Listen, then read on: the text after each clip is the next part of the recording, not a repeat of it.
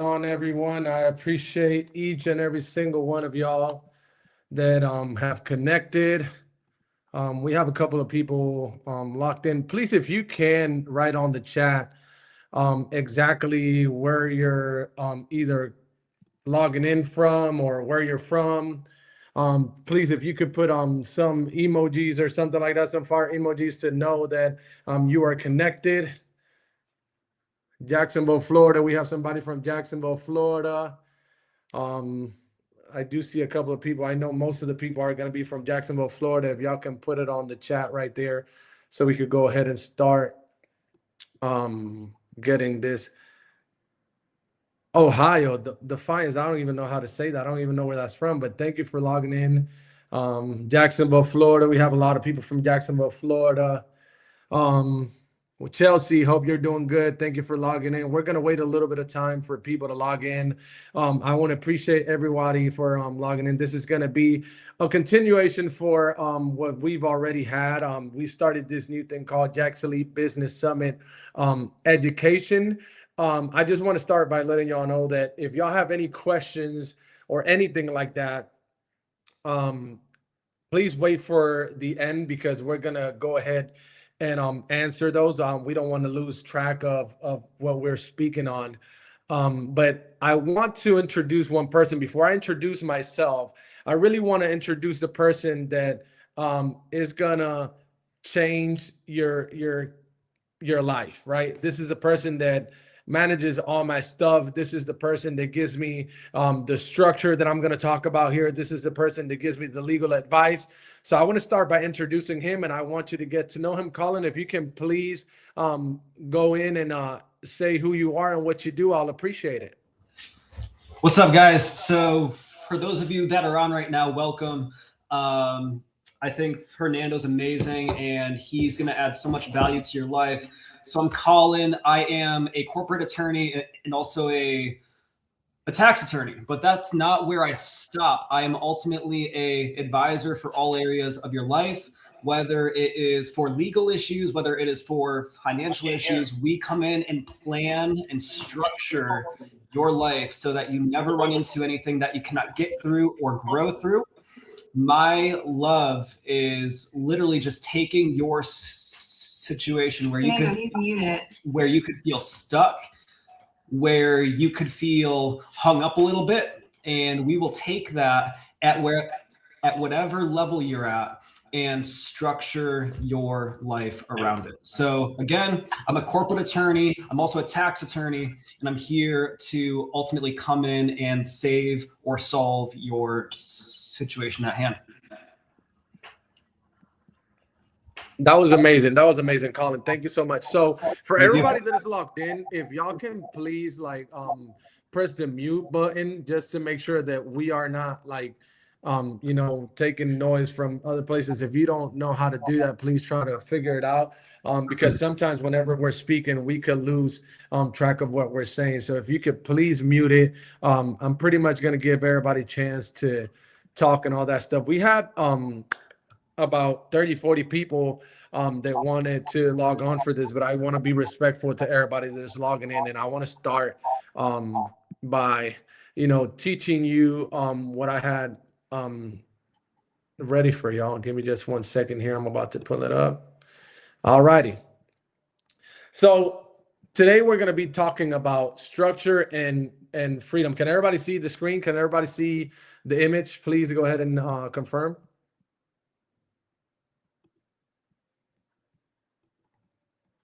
Yes. Okay, good. All right, so structure and freedom. This is very important because when a lot of people start companies and stuff like that, they don't have a structure. They are hard workers.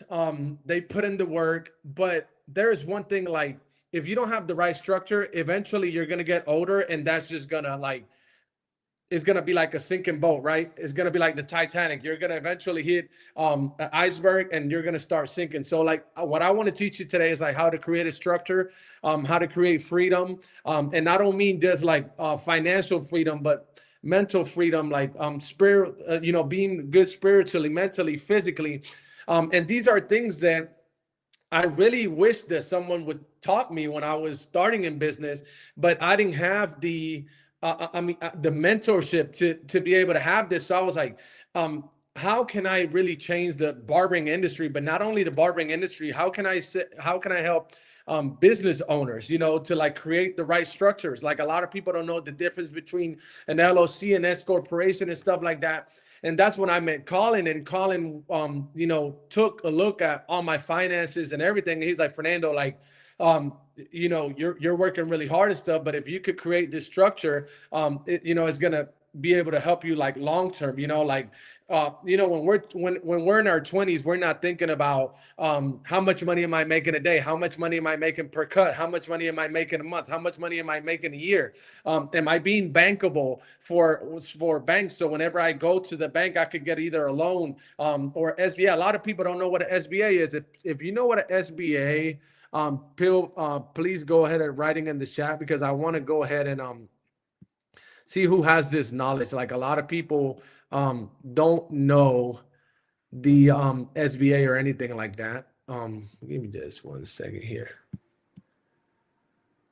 And I want to make sure that I can teach everybody what the SBA and all of that stuff is, so it can help you. So let's just start by doing a quick introduction. I want to start by welcoming y'all to the Jackson Lee business webinar. You're going to have education, business structure, framework, and learn how to structure, turn ambitions into true freedoms for entrepreneur, right? And a lot of times we see like the biggest athletes, or just look at everybody, in whatever industry they are, they all have one thing in common. They all have a great coach, right? But one thing that I realized as a barber, like, I don't know if it's ego or something, like we fall into this place where we're like, oh, like, nobody can teach me. The moment that you close yourself is the moment that you're going to stop growing. So the fact that you are here, you're actually going to advance and you're going to grow, because you're actually looking for continuous education. You're not letting your ego take over you and, being closed-minded and stop you from learning. We're going to follow up to the other page right here. You do not rise to the level of your goals. You fall to the level of your system. So this means that creating a system is going to be very important whenever it comes to creating your financial freedom, right?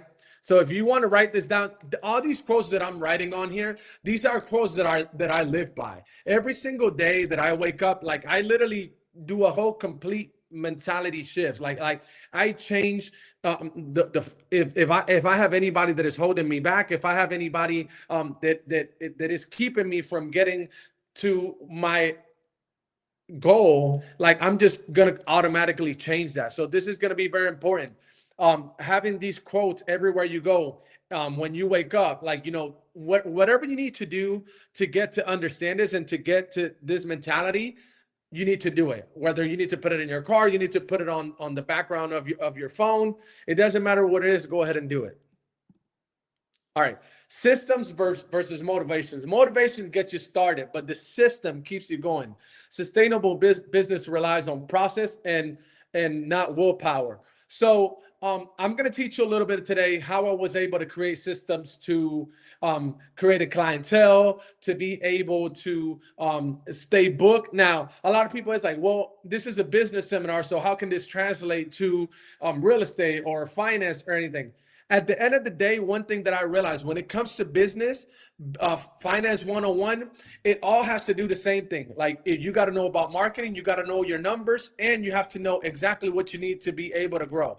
And the reason that this is very important, system and motivations, is because, like I said, motivations is what gets you started. When I started cutting hair, I was 13 years old, and then I started cutting in a barbershop at 15. No, I did not have a license. I got a license when I was 18. And when I was 18, I was pretty much homeless because my mom died from cancer. So one day I'm putting my mom, away because she died. And then the next day they're kicking me out of my apartment. I was very motivated. I was working very hard. But, as I started growing, I realized that when I was 26 that I had my son, I needed to create a system.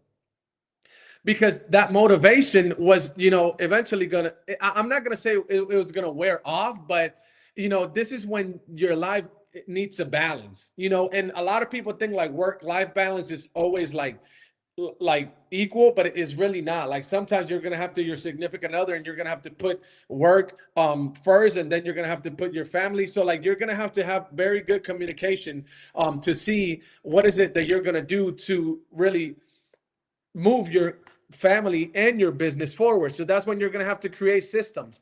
So a lot of y'all know that, I had multiple barbershops. I had multiple events going on. I was having all this education. And it wasn't until I met my client, Eddie Wilson. A lot of y'all know who Eddie Wilson is. Y'all came last week.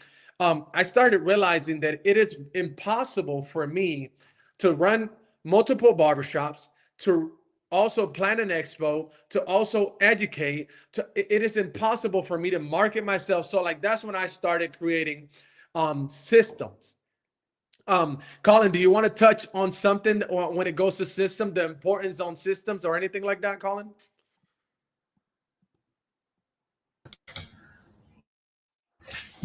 Yeah, of course. So guys, it would be impossible for me, my team, and my clients. And just so you guys know, I have over 100 clients that own a small business. The first thing that we audit to make sure that you're covered is your system. Is it compliant? Is it scalable? If you chose not to or could not for some reason show up in your company tomorrow, is it scalable? Can it run without you? Is it going to break without you? Are you the problem in your system? Is your system profitable if you lose a lot of revenue? So all of these things are good things to go in with, and you should not go in to business with a lens of only what can I do? What can I gather a team of trusted professionals to do to grow our system and to make a system? Because guys, a lot of you, and I'm going to call this out immediately, a lot of you don't have a business, you have a job. You have a job still because you don't have a system. You got into business thinking it's going to bring you freedom, but really you just gave yourself a profitable trap, is what we call it. And if you're trapped by your system, I would kind of argue that's not a system at the end of the day. It might be attractive to an outsider, but guys, once you are in your business, if it even is a business, how exciting is it to show up every day if you can't get out of it? You might have just trapped yourself for 20 or 30 years. And that's what I'm going to be talking about on my segment, is how to set yourself up long-term to play the game and to exit the game profitably, tax-free, with incredible investments. And as you're earning income, as you're growing your revenue, where's that revenue going? Is it going back to the government? Is it going in your pocket? Is it getting invested? Is it going to your kids? It's up to you, but it's up to the knowledge that you invest in at the same time. Okay. So I'm going to throw it back to Fernando, but that's what we'll be talking about later. That was amazing information, Colin. So yeah, like I said, like when I started like growing and it was, I would say that it was last year that when I turned 20, well, I just turned 30 this year, but last year when I was 29, I was like, what am I doing? Like I just felt tired. Like when I got my biggest deal for education, I'm not going to say the amount of money, but when I got, I think it was 100 educational seminars all over the nation. I started asking myself, like, what is my purpose, right? Because I understand, like, I'm doing what I love, which is cutting hair, but this is bigger, right? Because when you have a kid, you got people that are counting on you. You have people that are watching you. So that's what I decided to come up with the Jax Elite Summit, because when I exited my business, I thought that I would have joy, but I had emptiness because I identified myself with what I was doing. And we have to understand that just because that is what we do, that does not identify us. We got to have the proper identity. So those are some of the things that we're going to talk about today. The things that we're going to talk about today is like, how do you set up a successful business? You know, do you have an LLC? Do you not have an LLC? Do you have an S corporation? What is an S corporation? What is a C corporation? Where do you start these things at? Who do you go for help? All of these things we're going to ask. Whatever you see here that you have a question, feel free to write it down, because we're gonna answer all the questions that you have. So we're gonna follow up, and we're gonna move on to the next one that we have: system outlast motivation. Process produce consistent results. Motivation fluctuates day to day. System creates freedom and predictability.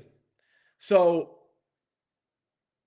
the system is going to be the key. When I realized the system, it was going to be the key, was like I said, and I keep going back to Eddie Wilson, because I think in just a few months that I've been able to cut his hair, when he told me that he was running 85 companies simultaneously, was like, how is this guy running his shops? Like, how is he running his companies? He's like, Fernando, I know that you know the system, but how can you duplicate that? If you start a barbershop right now, can you give somebody a paper that says, this is what you have to follow and this is how you're going to do it? And the reality is that we don't do that because we're so busy. Colin said this one time, whenever you're into partnerships, that's why it's also very important, your partnerships or your managers. There's going to be a doer and there's going to be I think it was a creator and a manager. So basically the manager is going to run your day to day. He's going to make sure that all those things are running, but the doer is the one that is going to keep on bringing the ideas, implementing ideas for your company to grow and stuff like that. In reality, that's what I didn't have. If you go to Chick-fil-A, if you go to McDonald's, they're going to give you the same system. McDonald's might be a crappy system because a lot of people don't like McDonald's, but it's going to be the same crappy system everywhere you go. So I'm gonna hit y'all today with creating a system. Core principle: own a business, not a job.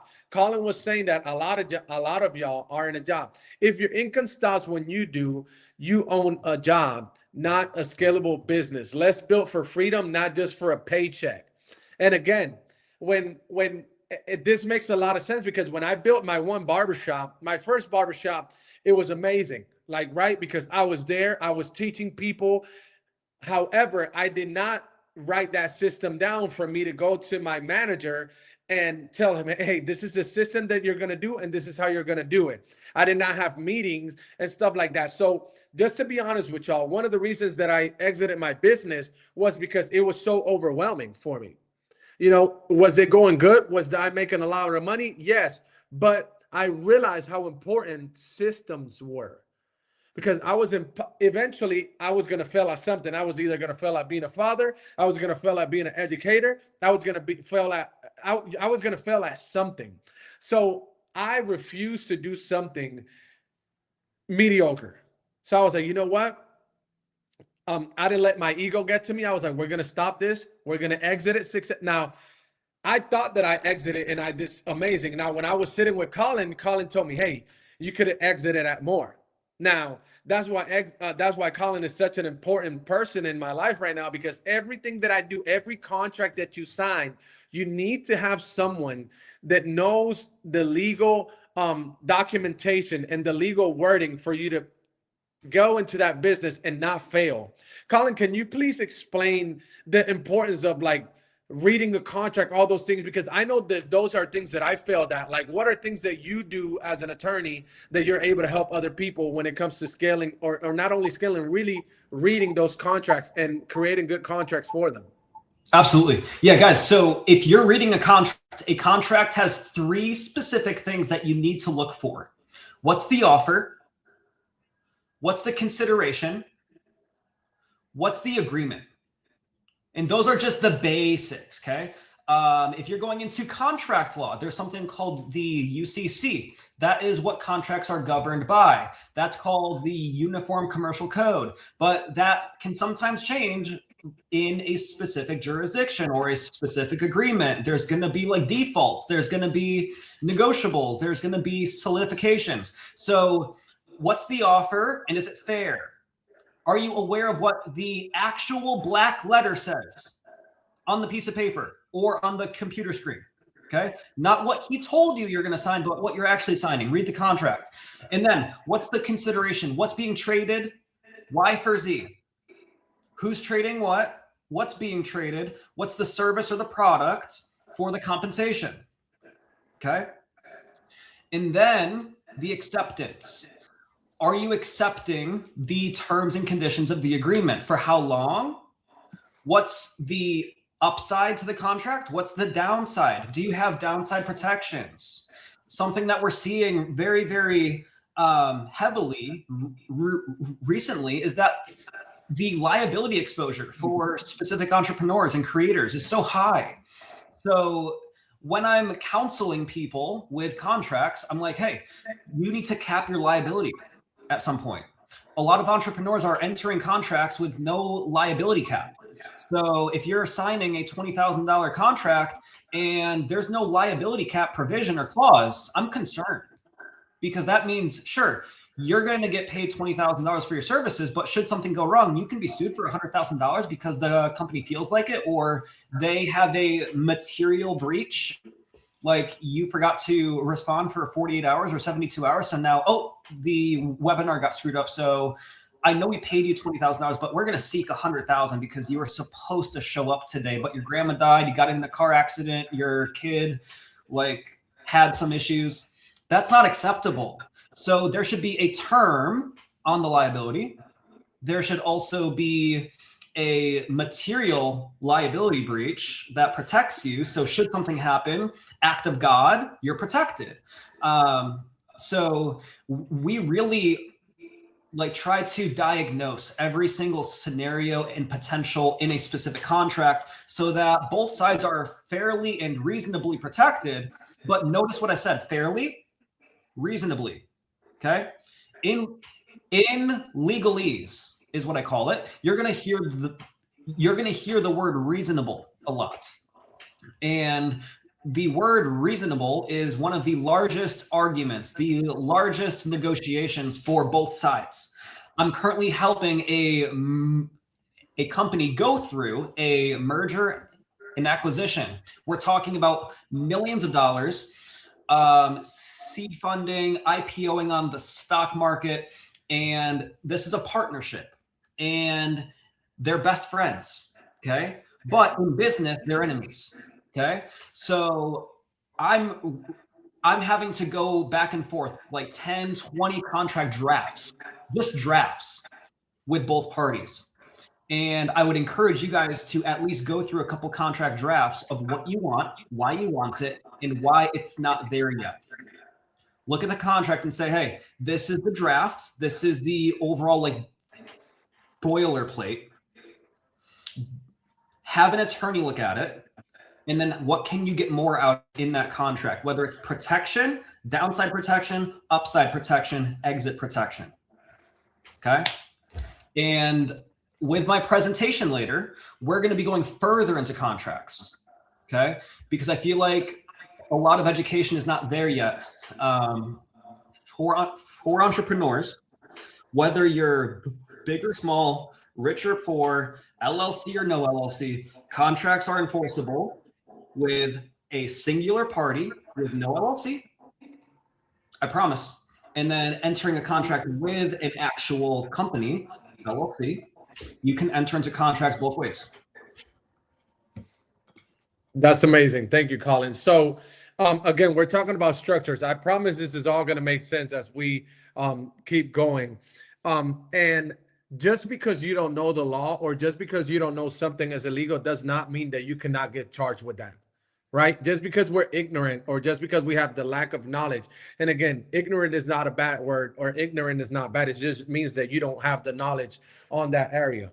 So just because you don't have the knowledge in that area does not mean that they're not going to charge you with. If you're wrong and you owe money to like whatever entity or the IRS or anything, you still got to pay it. So having an attorney that you know, a CPA, an accountant, all these things are so important. Now, just like Colin said, of course, can you be protected? No LLC? Yes, you can. However, does it hurt to know about it? No, it does not. The more knowledge you know, the better it is. And I'm gonna be a little bit vulnerable with y'all. When I got out of high school, they didn't give me my full diploma, so I did graduate, but I got a COC. So like I'm going back to school at 30 years old, because I always said like, oh, that's not important, that's not important. But guess what? If you want to structure something like what I realize is that wealth doesn't happen by luck. It happened by structure, right? So if I want to get structure, if I want to sit down with like-minded people, I need to educate myself, right? Because one of the problems that we're having right now is that people cannot communicate with one another. We don't know how to write. We don't know how to talk. That's why we automatically turn into a fight. That's what's so important. Knowing who your partner is going to be, knowing your contracts, all of this is very important. And knowing what each duty is going to be, right? Because I've seen a lot of partnerships where, oh, well, I'm too busy, I can't do it. No, that's your role. That's what you signed up. So you're breaking this contract. So understanding that is very important. So let's go to the next one. A real business is ones that can work without you. And again, we were talking about when I had one shop, it was working without me. I could leave and it was working because everybody was trained the same. Now, when I did 4, I was constantly getting calls. And that is because I did not have the system. Now, I knew the system, but did I train everybody on that system? Did every manager that went, did I set them up for success? Did I train them? And again, we cannot let the ego get to us, because we're like, oh, you're the manager, you got to do it. Yes, but if you did not set that person up for success, it is your fault, right? So I always take the blame. A part of being a leader is taking the blame even when it's not your blame, right? We're going to go identity separation. Separating your personal and business identity is key. This includes your finances, reputation, and daily operations. So we're going to talk about this, and we're going to talk about reputation. We're going to talk about money, and then I'm going to let Colin talk about it. I see too many people that say, well, I want high-end clientele. I want to make a lot of money. But everything that they do in their personal life, they post it on their business page, right? We all know that one person that might be making too much money in whatever industry that they are. They're going to go pop bottles. They're going to throw it on their Instagram, and then they expect that they can get the clients that pay a lot of money. Guess what? You have to separate that. I've always had the saying, you cannot take a crap where you eat. Just because you feel that it is okay, you cannot mix that with work. Now, finances, it is very important too. And we're going to dig in a little bit into this, and we're going to teach you exactly how to open this. When I did this is something that I knew. When I opened my business, I remember that they gave me a financial statement, and I did not know how to fill it out. Right? They're going to give you what are your P&Ls. A lot of people don't know what P&Ls are. What are your liabilities? What are your assets? All of these things, and I was like, man, I don't even know these things. So that's when I opened my business, I got a loan in my personal name.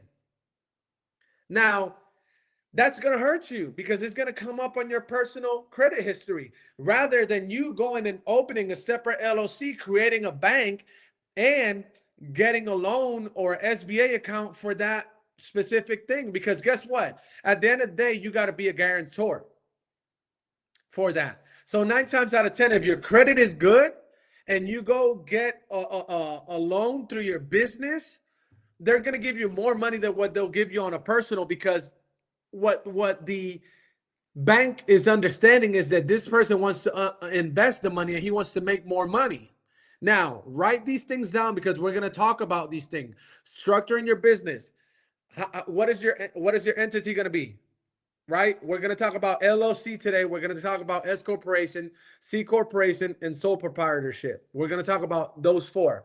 Also, we're going to talk about how to set up a bank account and what banks are good to bank with, right? Also, separating your addresses. Don't ever put your personal address on your business loans or business things, or business assets, whatever you want. Always use your business address. If you don't have a brick and mortar or a physical location, we're going to teach you how to get an address. You got PO boxes, you got a lot of stuff, and we're also going to teach you with the emails, how to get a business email and what are these things important. And I'm going to have it later on, but I just want to teach you what are we going to touch on. Colin, you want to touch a little bit on that?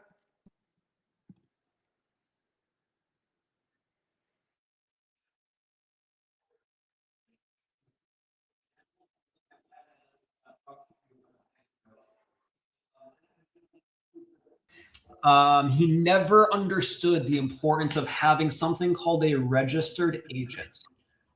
A registered agent is something that you add to your LLC once you set everything up. You get your articles, you get your operating agreement, but you have a choice. Use a state verified registered agent or use yourself.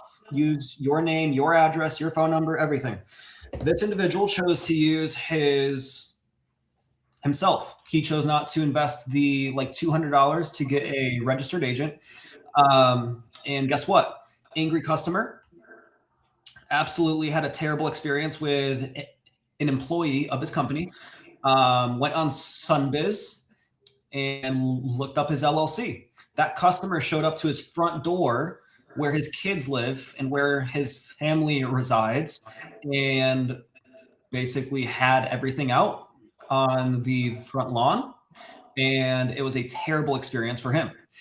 Now, my firm, we are okay if you want to use yourself as a registered agent. However, we require you to get a different address.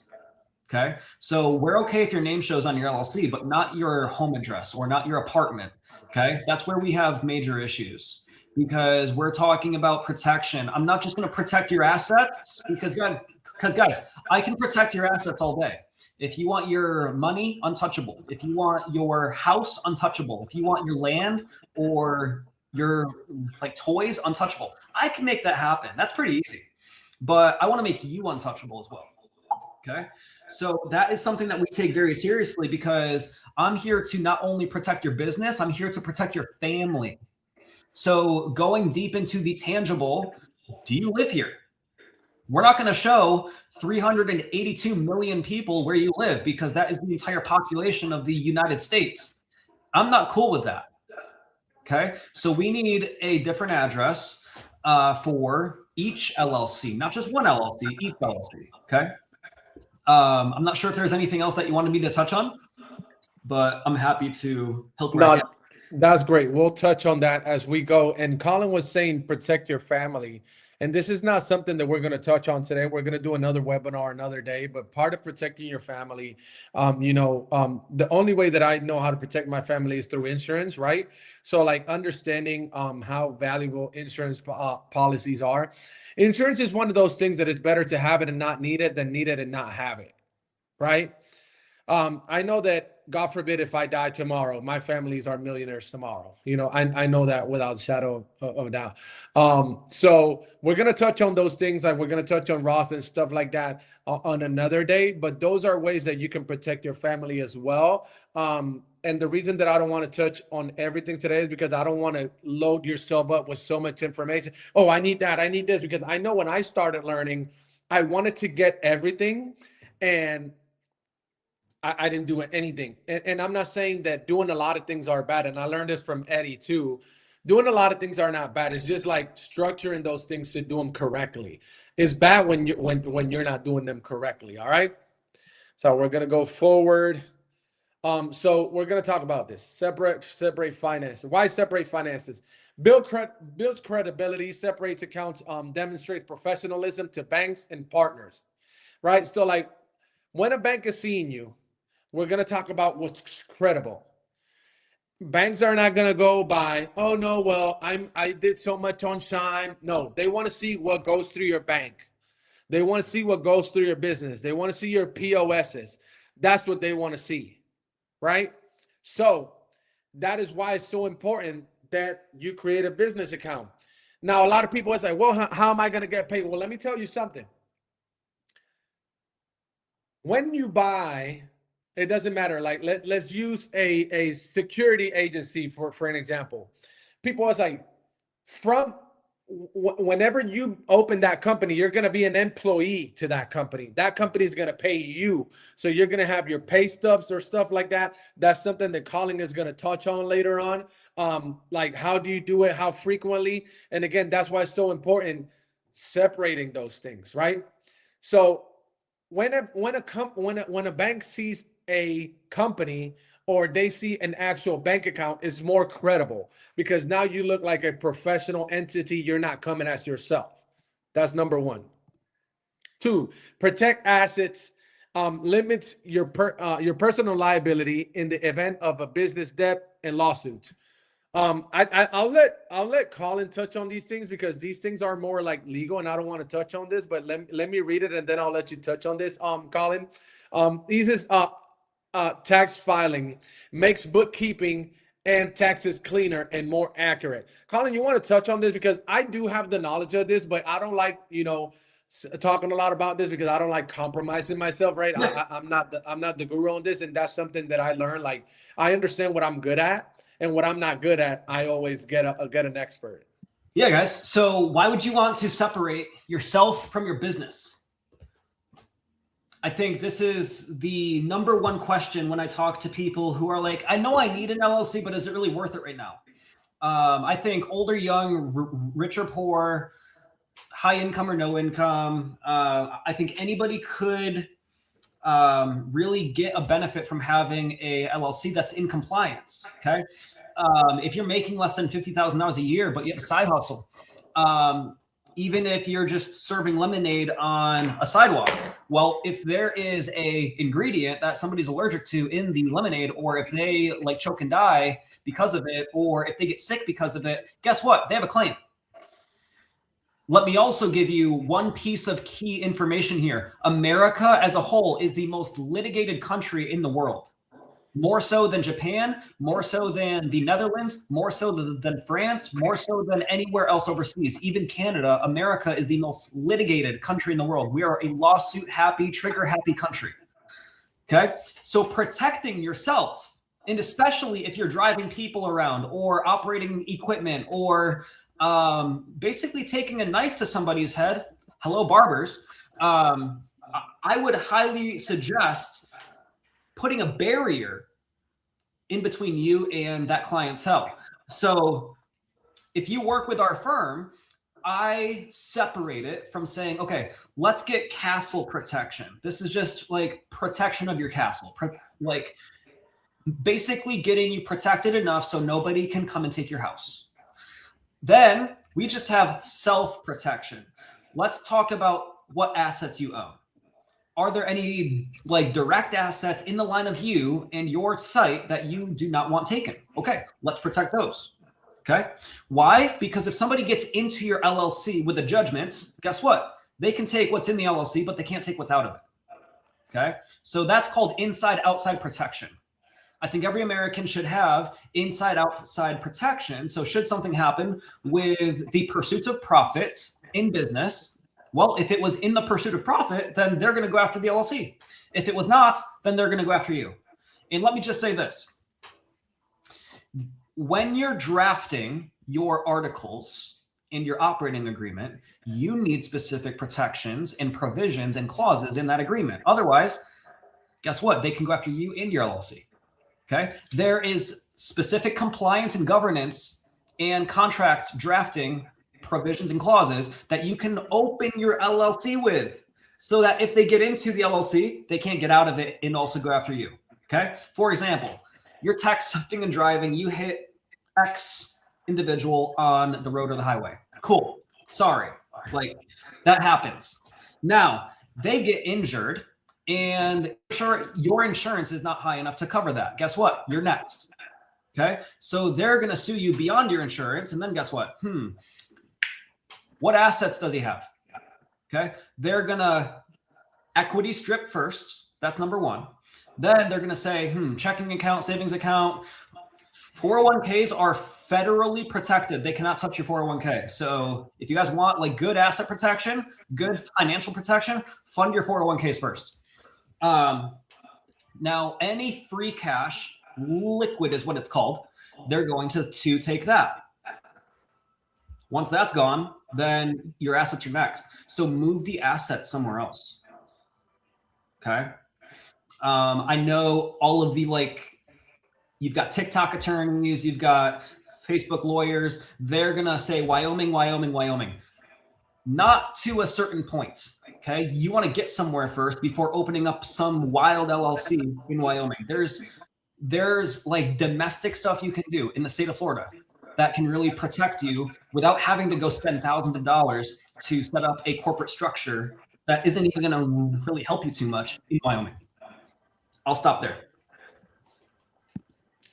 That's good information. Hey, and just like he was saying, I want to touch a little bit on the address that you use and on the liabilities. It doesn't matter. Like, I know that this is probably going to be better for barbers or like real estate agents or stuff like that. Well, I don't know for real estate agents. I think that this could happen too. But I know for barbers for a fact, once you rent an area, like let's say if you're a rental, you have the right to use that location as your address because you are paying for a rent. Like, you are an owner of that spot. So like you have a sublease is what it's called, a sublease. So you're renting that 10 by 10 area. At the same time, get your own liability insurance. Do not, if the owner says, oh no, I got liability insurance, do not trust that. Because let me tell you, I was a barbershop owner, and the only people that they're going to insure is the people that are on that contract. If your name is not on that contract, it's not going to cover you. So get your own insurance. I think that I have to look at it, but I think that there is a liability insurance for barbers that is like $250, $300 a year. So like if you divide it, it's like a little bit under $30 a month. I can give you that contact. Who gave me that contact? It was a barber. It was a barber that gave me that contact. Man, I forgot his name right now. And Ivan Zoot is the one that gave me that contact, so I can give you that contact. Let's just move on to the other one because we're just talking a lot about this. So we said that we're going to talk about business structures, LLC, limited liability, flexible for taxes, great fit for most entrepreneurs and service providers. I'm going to let Colin touch on this once I'm done reading this. I started as an LLC, but once I saw that I was making more than $50,000, you'll get taxed more on that LLC. So it's better to switch you to an S corporation. Now, the S corporation LLC with tax benefit for 40K plus revenue, reduces self-employment taxes. And that's what the S corporation do. And again, this is just like summarizing it. C corporation is best for growth, and outsiders investor more complex, subject to double taxation. So I did not understand this one until I had multiple locations. When I had multiple locations, I understood how important it was. Why? And I'm gonna turn the computer. Give me a second. I'm gonna read the sole proprietorship, and then I'm going to turn and I'm going to put it on the board right here. So sole proprietorship, simple setup, no liability protection, not recommended for serious ventures. So like, let me just touch on this right quick. I'm going to turn this right quick. And I'm going to talk to y'all because I have a whiteboard here and I want to explain it to y'all like this. And I think this is going to help us a little bit. So basically, let's say this is you. And then you have one barbershop, two barbershops. This is 1, 2, and then you have 3. At the end of the day, those are different companies, or even though might be operating on the same LLC, those are different companies. But like what Colin was trying to say is like once they go into this, they cannot get out of there. Colin, you want to touch a little bit on that, just for you to explain it, because again, he knows all the legality and stuff about it. So can you touch on that a little bit? Would you like me to focus on more? I guess a little bit of because we talked about well, let's just touch on first, like the difference between S corporations and C corporations, and explain to them like how when you separate it, they can only go to that one company and they cannot get out of there and take their personal assets or stuff like that. Okay, cool. So guys, this is where subsidiaries come in. Is anybody familiar with subsidiaries? If you guys are on Facebook, IG, TikTok, type in the comments if you know what a subsidiary is. And if you don't, I'm going to break it down really, really simple. Okay. Zoom, StreamYard, you guys can comment yes or no if you know what a subsidiary is. To be honest, with where I assume you guys are at, it's not that important to understand, but I would love for you guys to know where I'm going with this. Okay. So you guys have Starbucks as a corporation. Okay. Starbucks has over 700 different stores nationwide. Okay. So every single Starbucks store, since it's considered an asset of the company and it's producing separate revenue outside of the specific holding company, Starbucks, they have subsidiaries. Every store is a subsidiary of Starbucks, but it's owned by Starbucks, but it carries separate liability outside of Starbucks, and the liability lives in that specific store. Okay? So unless there is a majority damage, what that means is that the damage is going to be laid on the majority of the company. For example, like defamation, or something that you can actually go after the entire company for legally, then the liability lives in that specific store. Okay, so unless the corporation of Starbucks, the CEO of Starbucks is like saying false things about you and is like absolutely slandering you on social media, sure, then you can go after his company because he is a representative of Starbucks and you are a paying customer of him. But if they put the wrong ingredients in your drink and you are allergic to it, that's on the store. You bought the drink from the store. The barista put the wrong ingredient in there and your face got puffy. So you can go after them for your medical bills, but I'm pretty sure medical bills are not going to amount to more money than that store produces in a month. Okay. So that's why having subsidiaries is so important. If Fernando ran all 3 of his barbershops out of one company, if there's a slip and fall, all 3 of his shops are at risk. However, separating liability, having a different LLC per store, that's where the real protection lies. You're separating and you're mitigating and you're planning around the legal liability of each store. You can also separate revenue. You can separate contractors. And you can also, guess what? 3 different types of equipment for every single store. That's 3 write-offs with 3 different companies. Okay? So that is so important. Hope you guys understand now.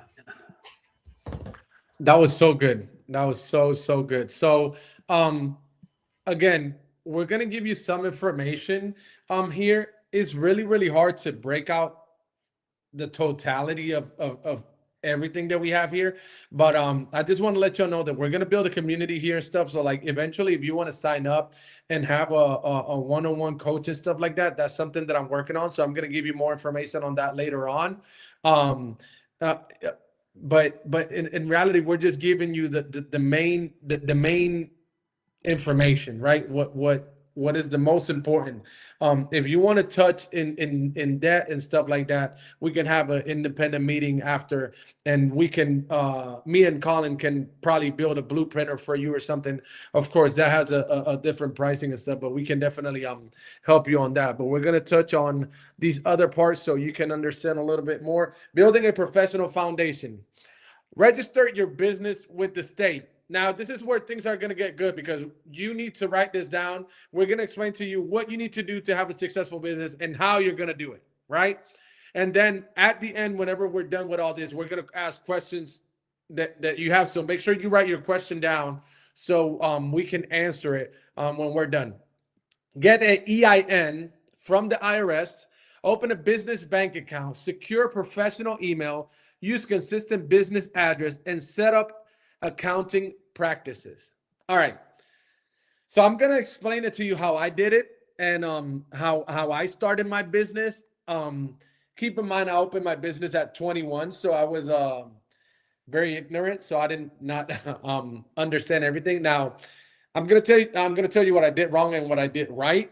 One of the right things that I did was having Colin on my side. So definitely get you someone like Colin. If not, you could also get him too because he's gonna tell you the services that he offers. But I'm gonna go through these right quick, and then I'm gonna let Colin touch a little bit more depth into it. But register your business with the state now. I know that you're going to go into Google or something like that, and Google is going to tell you, register your business here. Do not do that. 9 times out of 10, the people that are on there do not know half of the stuff that they're doing. If you already did it, that's okay. We're going to get you some help. Now, you could go directly to, it depends what state you're on, to the Secretary of State and apply for it. If you don't know how to apply for it, I suggest get a professional help. That's what I did. At the time, I had an accountant, and that's who did it for me.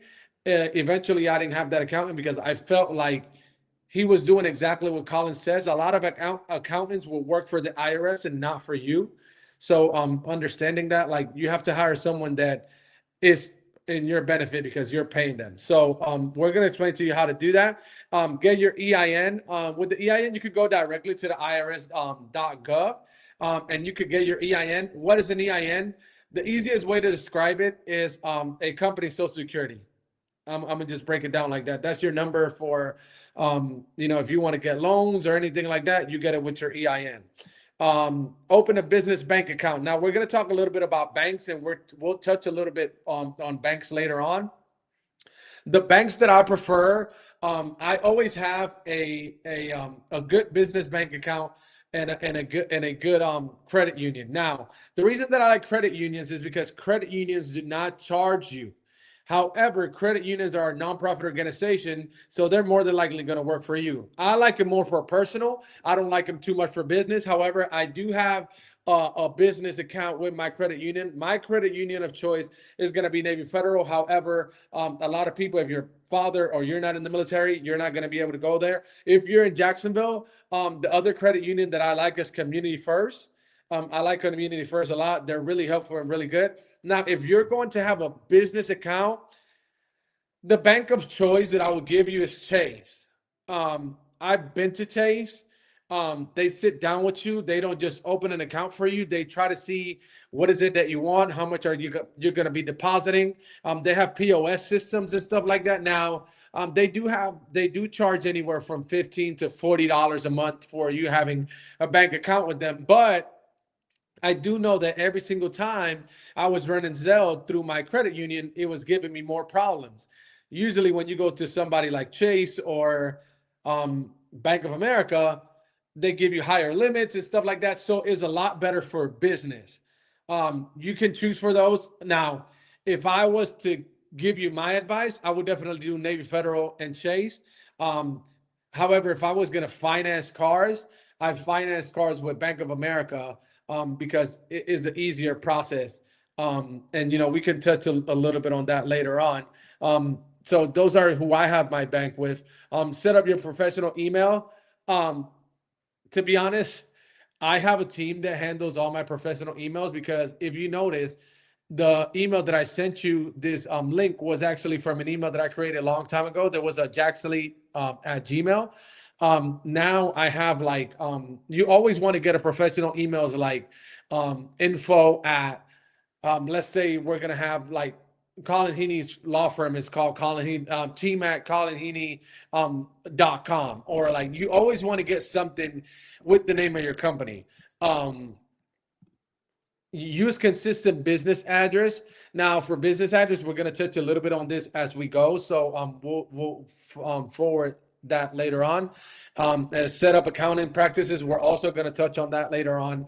And we're going to touch on a little bit on marketing whenever we move. Colin, do you want to touch a little bit on these subjects right here?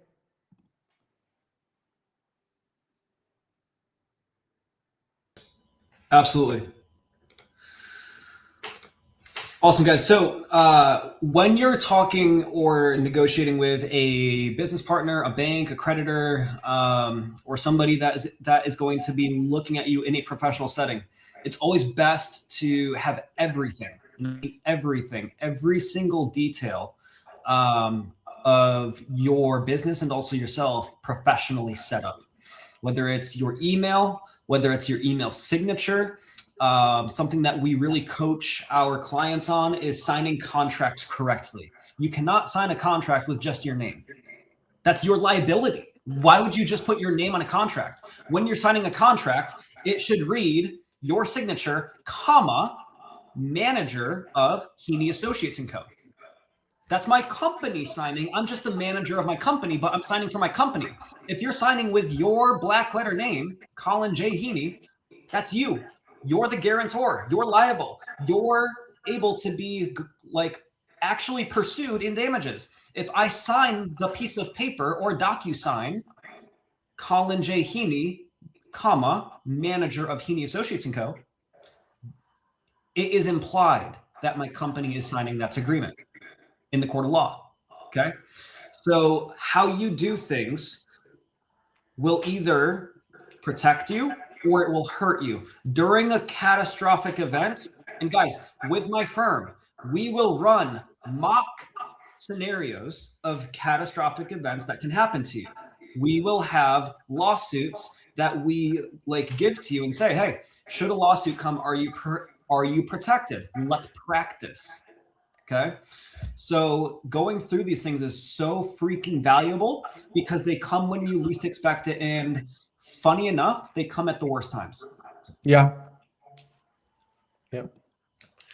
That's good information, Colin. And to be honest, this is very important because sometimes, you know how people say more money, more problems? That's true. Once you have money and you're making money, people will notice. And if they can make some of that money suing you, they will do it. So that's really good. Thank you, Colin. So we're going to follow up on business email providers. So like you could go to either Google Workplace, Workspace, industry standard, user friendly, robust, integrates with most platforms. Now, if you don't have someone that can work, if you are tech savvy enough to work with that, I suggest doing it. If you need someone, I can have someone that I can recommend you to.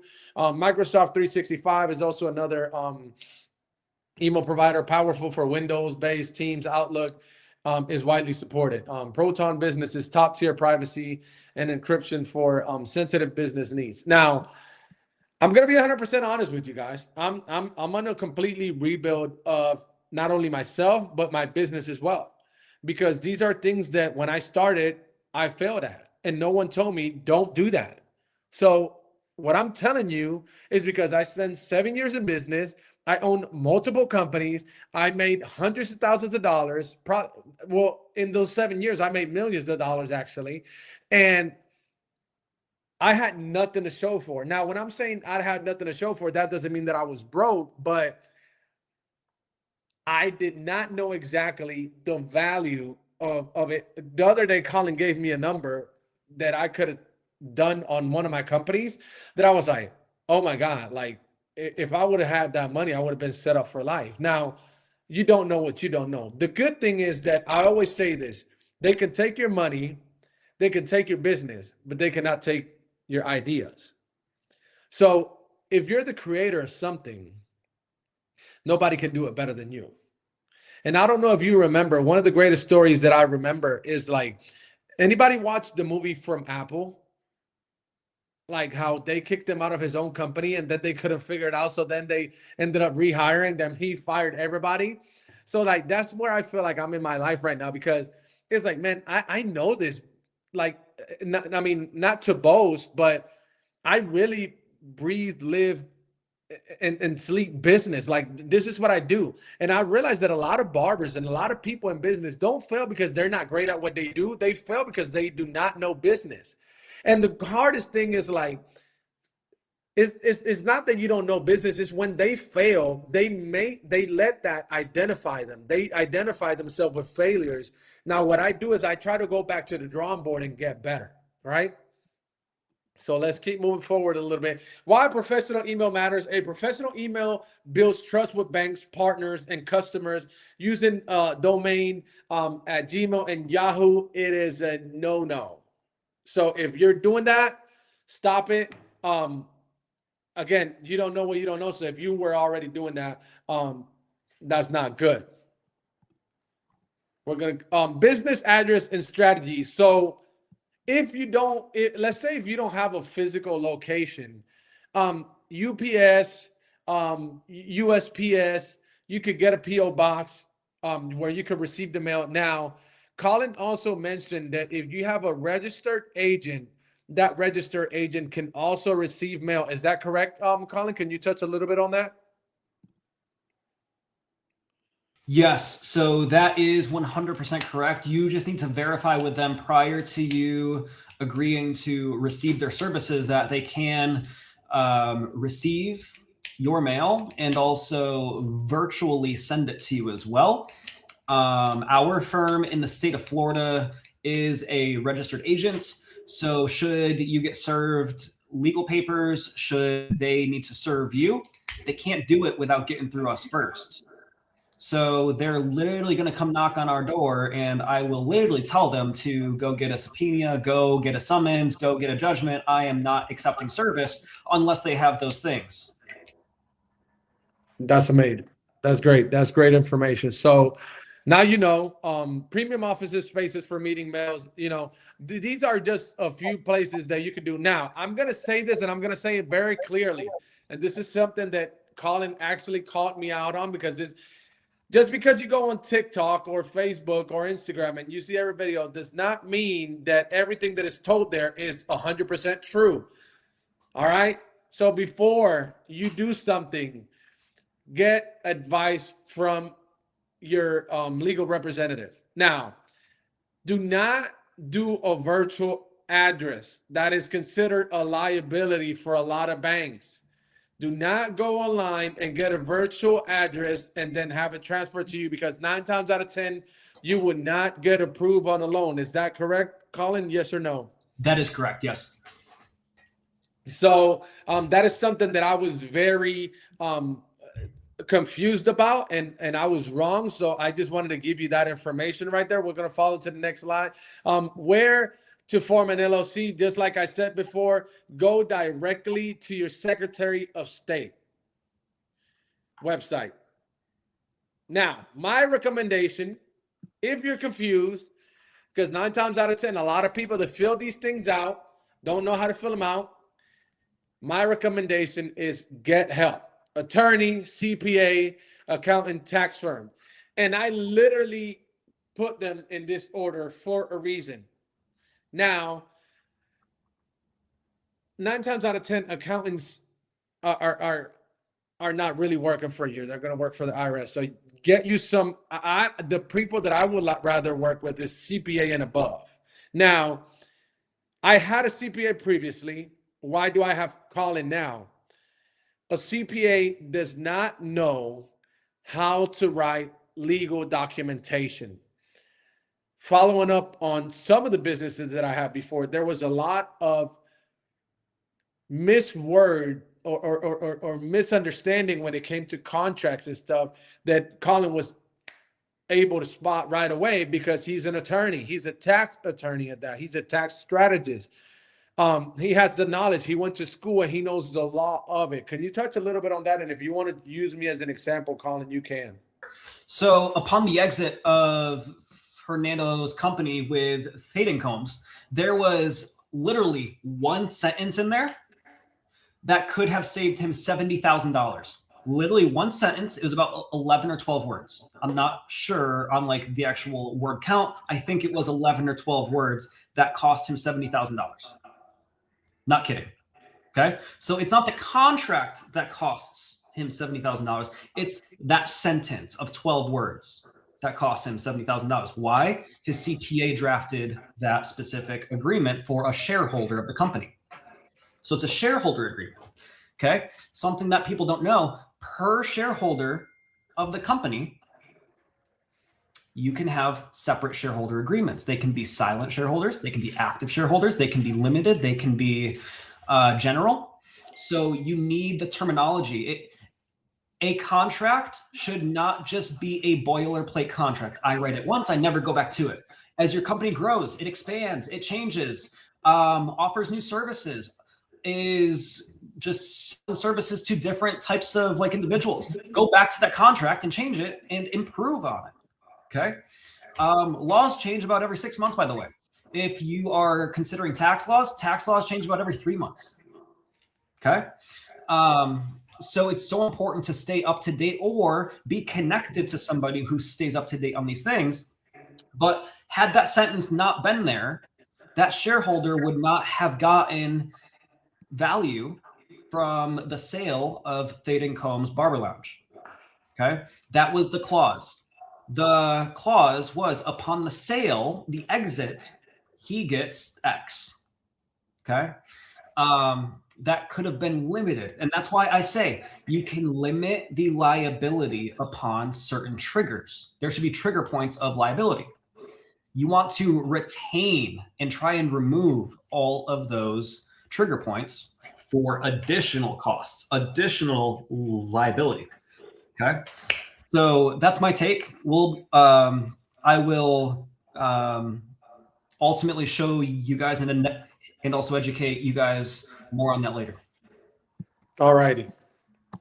So we're going to follow up to the last thing right here. We're wrapping it up. Final take is structure brings freedom. Build your business on a foundation that is respected by banks, trusted by partners, and operates with or without you. Structures create real lasting freedom. All right.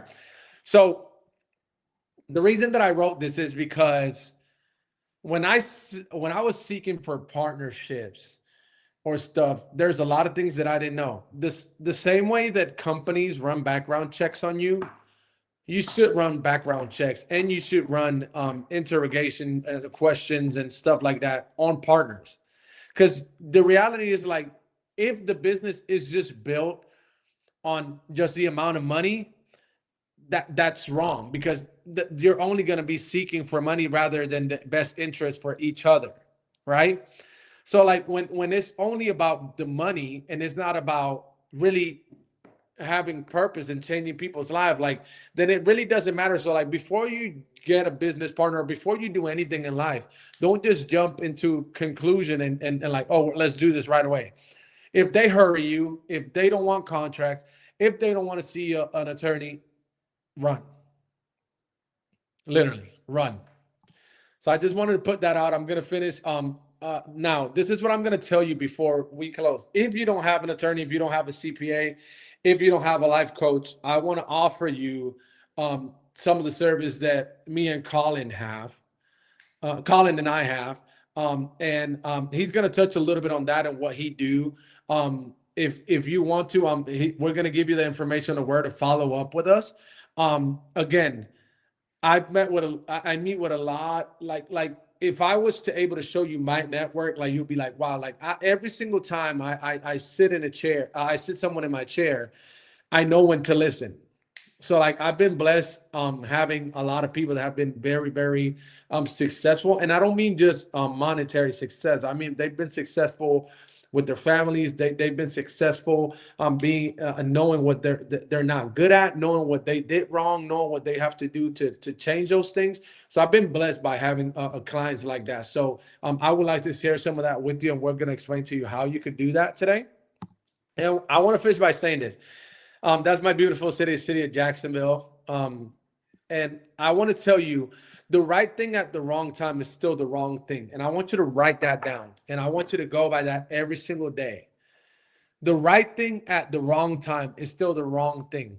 Just because you have the money to have a Mercedes-Benz, if it's going to take you away from retiring your mom or dad, or if it's going to take away from you having your college fund for your kid, then that's not the right thing at that moment. The right thing at the wrong time is still the wrong thing. And I had to understand it because, when I started making money, and when I mean money, I'm saying like $500,000, like damn near $500,000. I, I just didn't know what to do with it. Like it was so like I was balling. Like, like I had 3 cars. I had so many stuff that I didn't need. And money is one thing that if you don't take care of it, it leaves, right? Now, by the grace of God, I'm in a good situation where I can continue to live and train people and still make money in other areas. But there's so much that I've learned from all of that, right? From all of the failures and all of the ups and downs in business. And that's why I decided to really do this, because I feel like I could save someone from doing this. I mean, I know a couple of the business owners that are here that I wanted to be able to help. So that's what I'm offering. Before I hand it out to Colin, Colin, you want to do the questions, or you want to speak on some of the things you have to do, or you want to answer some questions? A rip. I mean, I need to get through my stuff fast. So we'll take questions first, and then I'll know how to time my slides that I have for you guys. All right. Anybody wants to ask question? If anybody wants to ask question, you could unmute it Yep. and ask questions.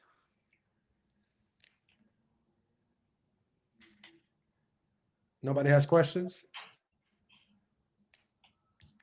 I think Chelsea's trying to ask. Easy enough. Well, Chelsea's trying to ask us something. I think she cannot unmute her phone. Oh my gosh, I did not know how to unmute it. Hey, y'all. Hey. I had a few questions, and I don't know if it's like for one or the other. Yeah. And also kind of just want to like kind of speak this out loud, because the LLC business address, that's, you can change it. Because I did that with like where I live. I used that as my LLC. It was my first time doing an LLC a few months ago, and so I had no idea what I was doing. But that, if you can change it. Always. Yes, you can change it 20 times a year if you wanted to. Yep. Okay. When you said that, I was like, oh, that's me. And then also the build a professional foundation. All of those points that you put is like where we should start. Like, correct me if I'm wrong, or like not wrong, but just like where we should start for building our system. I don't think that's a bad idea. Guys, what would you say? Yeah, so one, content is currency, but you can't get the currency of content if the perception isn't there. So you can have a great logo, you can have a great website, you can have great IG videos and pictures and stories, but if I email you for a $200,000 loan document, and you are replying with the email address of like Goofy Wolf 222, I'm not giving you 200 grand. Why? Like, if your foundation is not a professional email address, a professional image, a professional response time, like a professional address, then just from the basis of that, what else isn't lined up correctly? So professional email address, professional phone number. For example, I grew up in Syracuse, New York. So every city that I move to, I get a new phone number for my business that has the correct area code. However, I'm never going to change my actual phone number unless I have to. But for a client calling me locally, I want them to feel like, oh, this guy's local. Yeah. Okay. So start with like building like a professional, like that foundation, but more like on the professional side. Yep. Okay. Yeah, and if you don't have the right, if you don't know exactly how to start that, I would encourage you to getting on a meeting with me and stuff. Like, I'm gonna give my email out here, team@fadingcombs.com. You can follow up with me through there, or you got my number, Chelsea, so you can contact me and we can schedule a meeting. But one thing that I want to touch on, we were talking about marketing and stuff a little bit. And I want to touch on that a little bit, because one person that I feel that has good potential to be like the most amazing driver. Not only is he an amazing person, but he's always very respectful and stuff. I want to use his example here. Bruce is connected. Actually, if you have a night in Jacksonville where you need a private driver, chauffeur, he's available here. So feel free to reach out to him. But one thing that I want to touch on, like, if your foundation is not right, whatever you pretend in social media is not going to be right either. But um, knowing who you're selling to, and knowing who your client is going to be very important. Like, for example, there was one time I was talking to Bruce, and I was like, "What marketing are you running?" And he was like, "Well, I'm just in a radio station." Let me tell you something. I don't care if you're an independent barber. I don't care if you're in a private suite or whatever. You should have a Google. You should have an SEO, and you should treat it the same way you treat Instagram. You should always post photos. You should always tell your clients to post. Now, don't just tell the client to post a review on the first try. There's ways that you could do it. Like some apps, once they see that is a returning client, it will automatically send them an email where it could tell them leave a review. Why? Because if the client comes 2, 3, 4 times, what it's telling the system is that this client likes that product. Also, I told this to Bruce too. If you are like who is your market? Like, who is your client? Because Bruce drives $100,000 Cadillac. If you go to Arlington, that's not where his clientele is going to be. So, like, go to your local USPS, see like, hey, how much would it cost me to send business cards or to send flyers to this zip code, right? So, like, look up like what is the highest paying zip code or the highest revenue, like, people in Jacksonville or wherever you are, and send it directly to those people. Also, let's say if you're going to go to Google, not Google, Facebook Market, if you do post your product, like, let's say in this case, we're talking about a driver, chauffeur, rather than when it asks you what zip code, rather than put in your zip code, put the zip code that you want the people to see it, like the people that have money. So, like, again, the way that you dress, the way that you carry yourself, the way that you carry yourself on meetings, the way you carry yourself in front of people is going to dictate what clientele you're going to get. If you're if and I'm sorry, like, if you're a barber and you're watching this and you're charging $50, $60, but you wear Crocs and you have a tank top and you have your armpit in my face, I am not paying you $60. I am not paying you $60. And the same way is for me if I had a driver. If I had a driver and you have no drinks for me to have, or if you don't ask me what music I like, if you don't open the door for me, why should I have you? Why should I have you as my driver? Why should I have you as my barber? Why would I have Colin as my attorney? The reason that I have Colin as my attorney is because he can answer questions that people cannot answer. I presented my business to Colin, and he had more answers than what I did in 7 years in a week. And he was an asset to my company. You have to be an asset to every client that sits in your chair. Now, you have to understand every client is different. A lot of people think that, oh, well, if I give hot towel shave, not every client is going to pay a high dollar for a hot towel shave. I'm going to use Eddie Wilson as an example. Eddie Wilson does not care if I go put a hot towel and I give him a facial. Eddie Wilson wants me to have him in that chair on time and have him outside in 15 minutes. That's what he wants.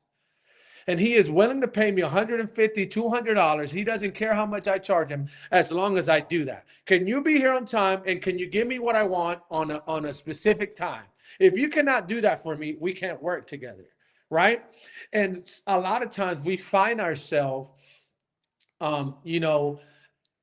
bending those rules, like we negotiate that, and we should not negotiate those things when it comes to business. So one thing is that I tell you, like, who is my client? What is my product? What am I selling? Why should they choose me? And what am I doing for that person to choose me? Right? Again, Colin went to I had just exited my business. So there was a little bit of a mess whenever that was happening. And Colin said, had it not been for the great haircut that you gave me, I would have never came back to that barbershop. Now, this is the first barbershop that I have.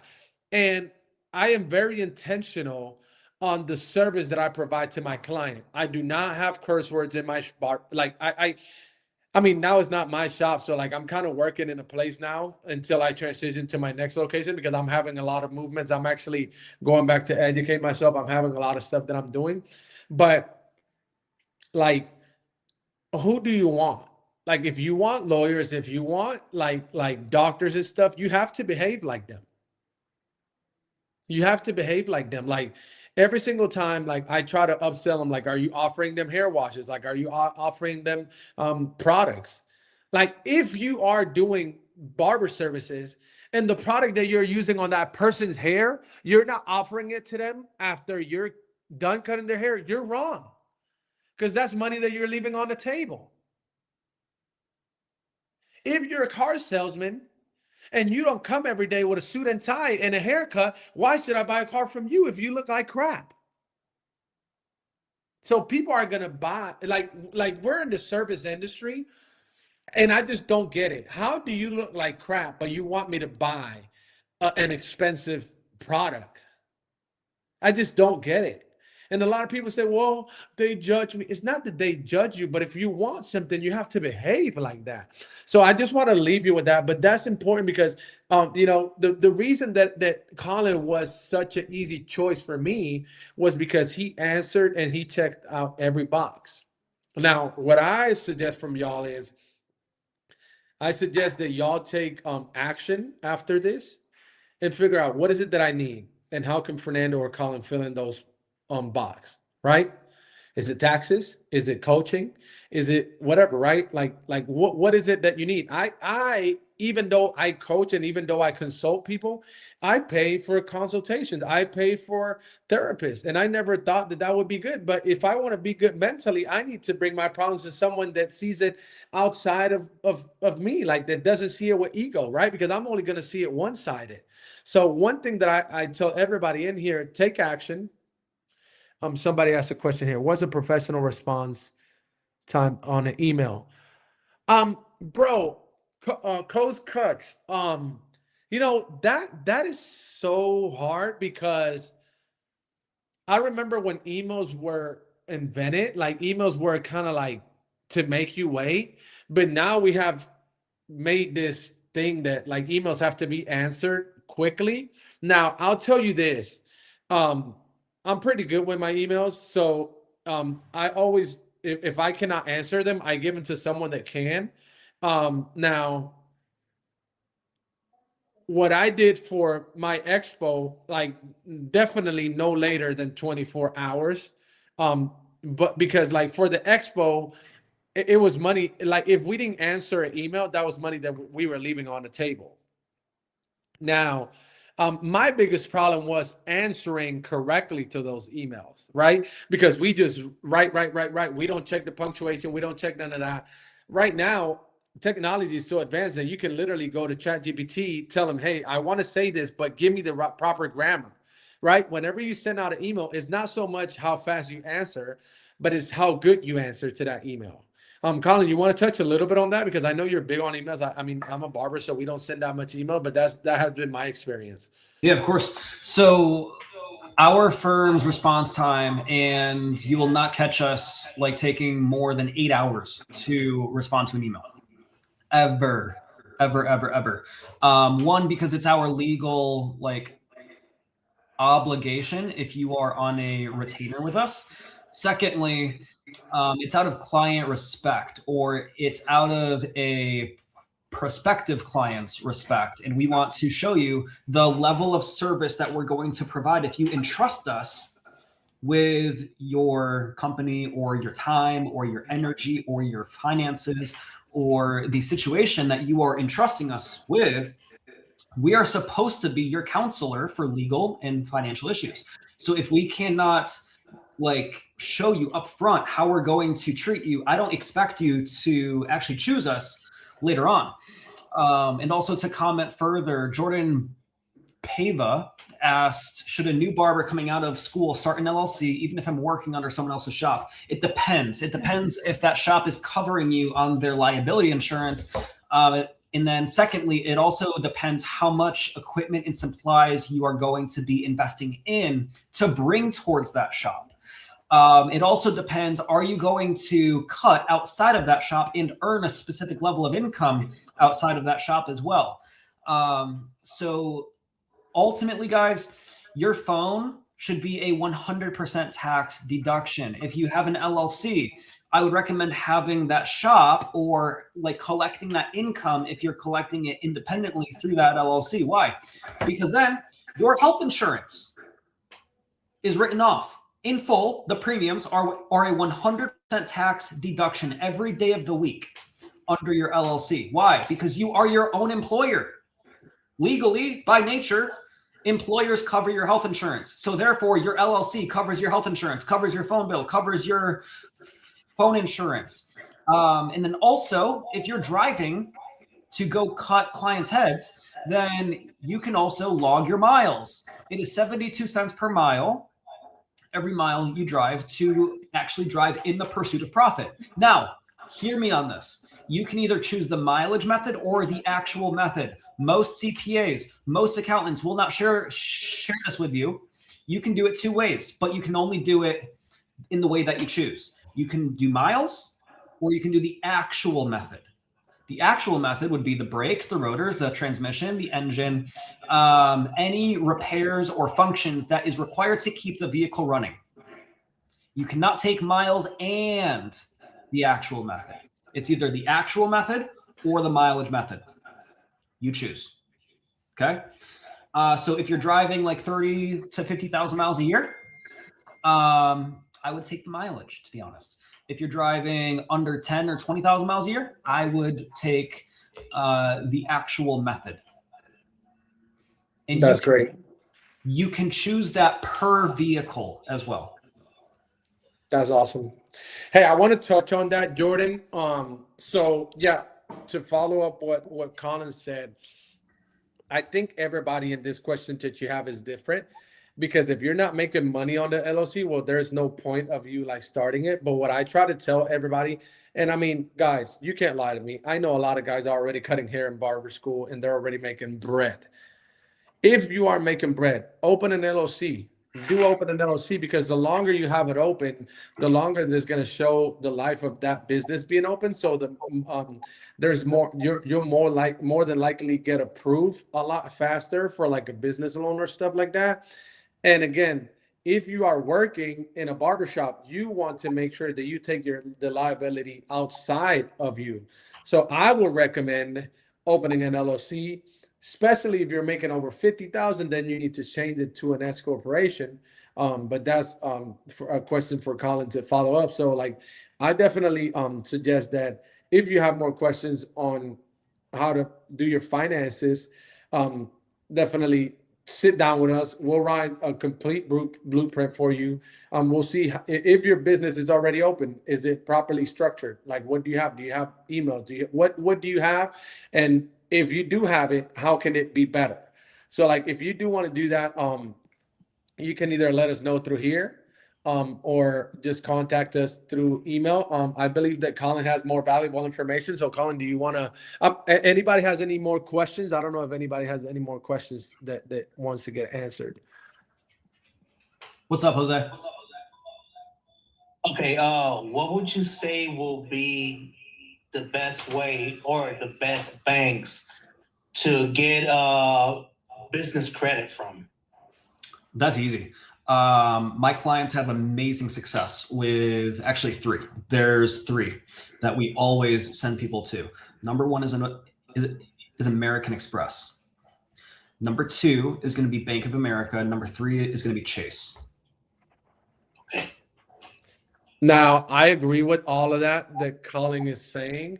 The only thing that I would say to everybody that is going to have those credit cards, do American Express if you have already a set up business, and this is why. if you have multiple cards with them, just because they give you an amount to spend on one card, that is not 100% correct, because like if you have multiple and you have a balance in one, it's going to limit the balance on the other one. That's not something that Chase or Bank of America does. Now, this is the reason why I got American Express. The reason that I got American Express was when I started traveling and going to a lot of barber events, I started spending like mad money on food and it would take me a long time to like go, in Jacksonville, not that much because Jacksonville is not a big airport, but whenever you start going to New York and stuff, bro, that clear and that TSA pre-check you're going to need it a lot.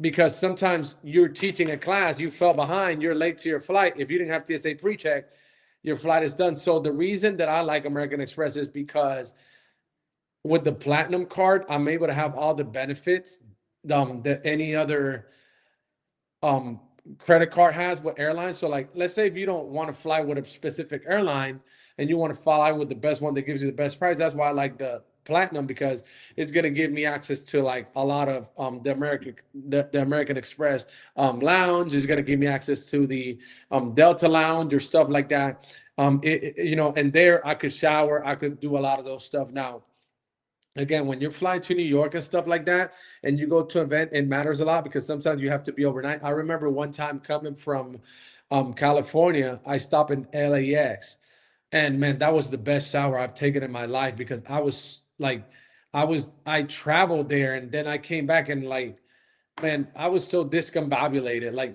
I'm gonna just use that word. Like that when I was in that shower, like I felt so good. Like I felt like this whole thing fell out. So like that's why I like American Express, but you have to be very careful with it because it's not, you don't have like a minimum payment or something on it. Like you're gonna have to pay a hefty price on it. So definitely be very, very careful. I think for cars, I always finance my car through Bank of America. They were the easiest process. And yeah, but I like Chase.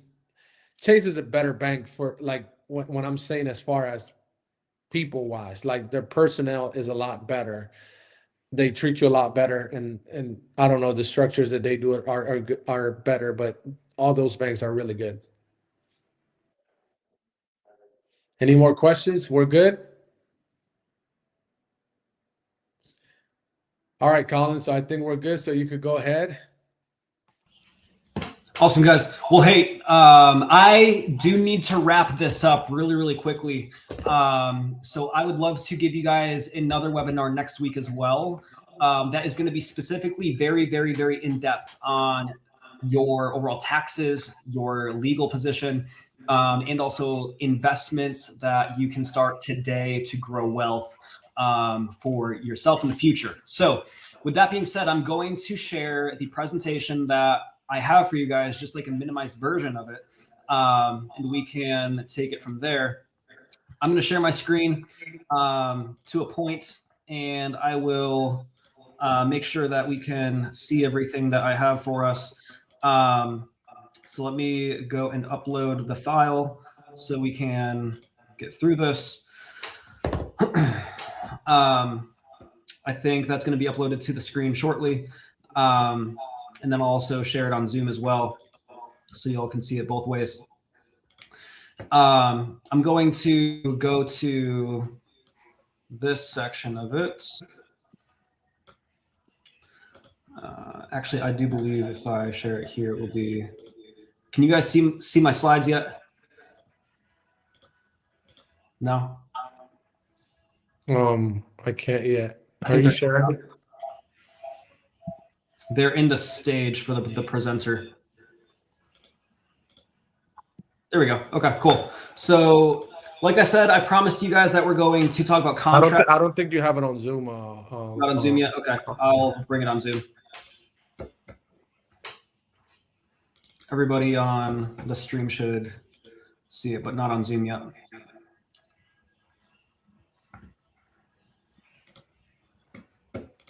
Perfect.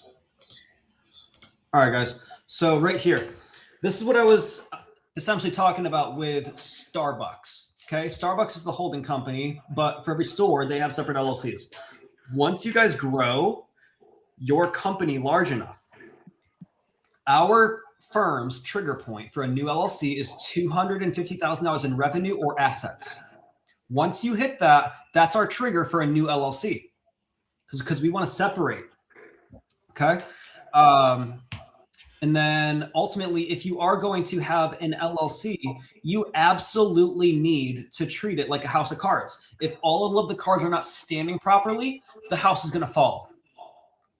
As an attorney, if you don't have your annual meeting minutes, your separate checking accounts, your proper operating agreements, your overall board of advisors, your state filing, entity name on contracts, adequate capitalization records, I can pierce your company, no issue, in court.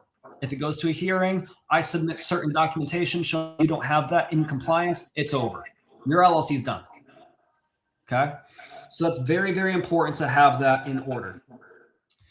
Now, I promised you guys today contracts, and I'm happy to go over contract law real quick to make it very, very simple. Contracts are for liability protection first, enforceability second, payment security third, intellectual property fourth, and dispute resolution last. That's why contracts are so important. And when I say dispute resolution, where is the dispute going to be held? What town? What county? What municipality? Are we going to arbitration first? Are we going straight to trial? Are we going to hire a mediator? Who's in charge of compensating for those fees? What's the liability cap? We want to ask all of these questions. Contracts are a blueprint of how to enforce the contract. That's what it's for. Okay. So for those of you that also did not know, 60% or more of all business disputes are contract related, when if the contract was just written to everybody's understanding and everybody's wants and needs first, there would be no dispute in the first place. Okay. Also, I'm going to go out on a limb here. 90% of all contracts written by AI and ChatGPT are not enforceable by law. You need specific provisions, clauses, and mechanisms that make a contract enforceable. Okay. Let's go over the basic agreements that every single LLC should have. Operating agreement. Your LLC is not an active LLC in the state that you live in unless there's an operating agreement. Why? Because that shows the ownership structure. Who owns what? Who's liable for what? Who's in charge of these specific duties? What are the compensation provisions? How are you getting compensated? What type of accounting method are you actually using? Are you using accrual accounting? Are you using calendar accounting? Are you using cash basis accounting? Are you using fiscal accounting? That's what the operating agreement shows. Client service agreement, basic. How are you getting paid? And if you don't get paid, what happens? What services are you providing, and to what standard? And how long is it going to actually take? What happens if you're late? Okay, that's what that is going to show. Independent contractor agreement, NDA and confidentiality, partnership and JV agreements. We love these at our firm. That's kind of our specialty. And then also employment agreements as well. Here's what every business owner should know about the agreements that they're actually giving out through their company. Okay. You need to read every single clause, especially the fine print. The details matter, and they never matter more than when they're in a freaking agreement. Okay. You need to define the scope, basically what in the agreement. So what are you providing? Where are you providing it? How are you providing it? Are you hiring third parties to help? Where's the information going to be stored, if any? Include the termination and exit provisions.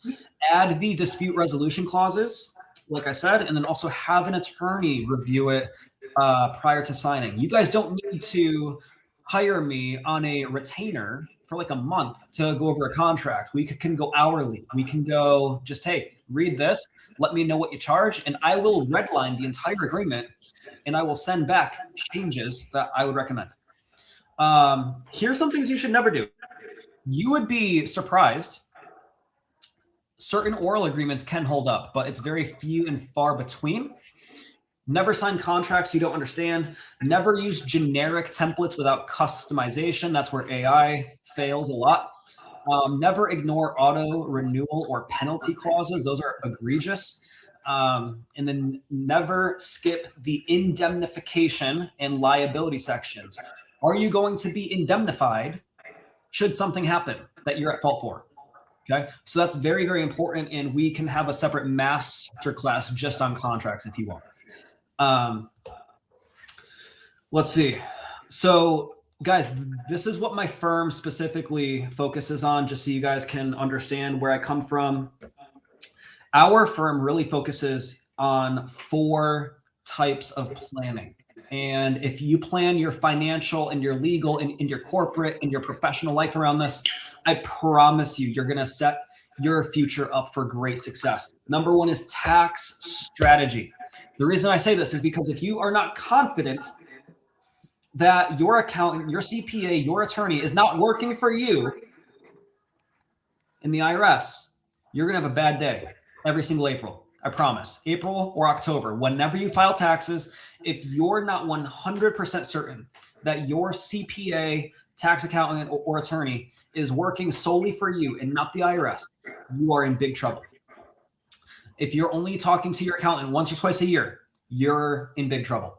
You should be having quarterly, monthly, maybe even bi-weekly meetings with them just to like check in and see how things are going and how they can serve you at a higher level. And then secondly, you also want to make sure that they're giving you a up-to-date strategy to follow. Okay. That's the biggest things. Now, furthermore, we focus on tax planning. We focus on investment planning. We focus on wealth planning, and we focus on legacy planning. Now, those 4 things are all very, very different. Like I said, tax planning, tax strategy. I help Americans live completely tax-free. Secondly, investment planning. I help Americans build tax-free and lasting wealth through investments. Now, number 3, wealth planning. That's actually different. How are you going to utilize and keep and protect the wealth that you build during your lifetime? That's wealth planning. That's asset protection. That is, if something happens, you're untouchable, your money's untouchable, your family's untouchable. Okay. The last thing, legacy planning. How are you passing the wealth and shifting it down from you tax-free to your kids? No tax, everything goes to the kids tax-free. They inherit everything tax-free. That is typically done through a trust structure. Okay. Not wills, trusts. And I'm talking multiple trusts. Okay. I'm talking revocable living trusts. I'm talking a 453 sales deferred trust. I'm talking about a charitable trust. I'm talking about a private family foundation. Okay. All of those can be combined to pass the wealth down tax-free. You want your house also passed down tax-free? Do it through a trust. Okay. Why? Because the house gets a step up in basis. So it goes to the kids at fair market value, no taxes owed. That is all done through a trust. Okay. If you guys want to learn more about this, I have an offer for you so that you can specifically talk to me, schedule with me, and we will create this structure for you, and you will find out how to do it for your family. Okay. And this QR code that is up on the screen, and please schedule a call with me. Actually, this is the wrong one. There you go. Free call. Okay. This is for you guys today. Get on my calendar. I want to learn about your situation. I want to talk to you about your family. I want to talk to you about your future investments, your wants and needs, and what you need it in your life right now to take weight off of your shoulders, to answer your questions, and to allow you to walk through life clearly. Okay. I am not here to say what you're doing is wrong. I'm here today to show you this is how you could be doing things better. And I'm going to give you free strategies and tips on the first couple changes you can make before engaging with us in the future. Okay. I understand you guys might not come to me in a position to say, hey, I need you right now. Most people, to be honest, don't. Okay. It's very few and far between where somebody walks through my office and they're like, hey, I need you right now. A lot of people just need the simple first or second steps of guidance to improve their life in the first place. Okay. So as an attorney, this is my freaking pro bono to you. Okay. A lot of attorneys will say, hey, 300, 500, 600 bucks an hour. No, this is my pro bono. This is my free help to you. Okay. If you guys have a question about what is the freaking difference of a Roth versus a traditional IRA, or a Roth versus a traditional 401k, schedule a call here, and we will definitely help and serve you. Last thing, if you guys want me to look over your LLC to make sure it's in compliance, come to that call. I will tell you if your LLC is in compliance. If you need an LLC set up, schedule a call. We can open your LLC for you.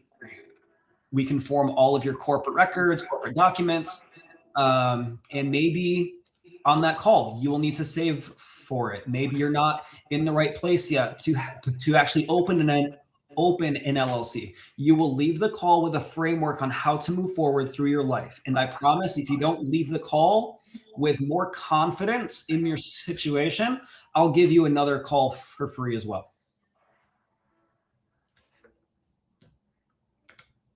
Any questions before I go?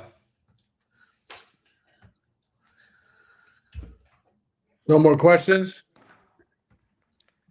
I think we're good then. I do have a question. I just need to know, I know I've spoken to Colin separately, but if it's a 2-in-1 where you all can show or where I need to contact to get the coaching and the blueprint, you all can send me the link or the information so that I can sign up for that. Sure. That you spoke earlier.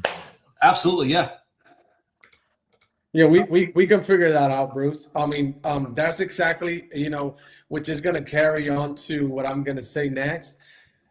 Tomorrow, we are going to have a free mixer. It's going to be in downtown Jacksonville. So, like, we're either going to do it at SIP or we're going to do it at this new, they're right next to each other, or I think it's Keen's Taverns or Kane's Taverns, something like that. I forgot the name. So, like, come out there, let's grab a bite, let's talk, because I feel like getting together and like actually talking to each other is gonna help me understand what is it that you want. So if you have a friend, please invite a friend. This is not just something that is for y'all. Like, we're gonna have multiple people from different backgrounds, different industries, and if not, you just get to figure out a new spot in Jacksonville that you can come have fun on. So hopefully tomorrow's not cold enough, so that way we're up on the rooftop. It's gonna be at 7. I'm not planning on being there long either because I got stuff to do. So I'm gonna be there from like 7 to 9, 9:30. So it's gonna be about 2 hours. Come shake hands with me. Come meet with me. There's a lot of things that I have in plan. I'm also trying to build a team. I know Colin is also trying to build his company even here more. Like, he already has a whole bunch of people all over the nation online, but take advantage of this information because people charge a lot of money for what we're doing, and we just gave it to you for free, right? I'm going to be coming out with a book soon as well, so like stay tuned for that. I would love for you to end up getting the book. I'm also going to build a school online, so I'm going to give you information on that. I believe that me and Colin are working on that. Is that correct, Colin? Yes, sir. Yeah. So if you would like to build your blueprint, when I mean a blueprint, is like structure, like, okay, do I make 50,000? How do I get to 100? How do I get to a quarter? We're going to give you all that, but we need you to be as honest as possible. If you're not honest with us and you lie to us, there's no way for us to help you, right? If you want a marketing plan, if you want to structure all of those stuff, reach out to Colin. And if you want that, Colin will reach out to me and we can structure that for you, and we can build something for you, not only that will create wealth for you, but wealth that is going to last, not only for you, but for generations to come. So I want to thank everyone for logging in. I want to thank Colin for being part of this event. Please come out tomorrow, 7 to 9. We're going to be out there. They have great tenders out there. I know that That's pretty crazy, but they do have great tenders. So make sure you go get some tenders. And let's have some fun. So I appreciate each and every one of y'all. If y'all need me, feel free to reach out. Thank you.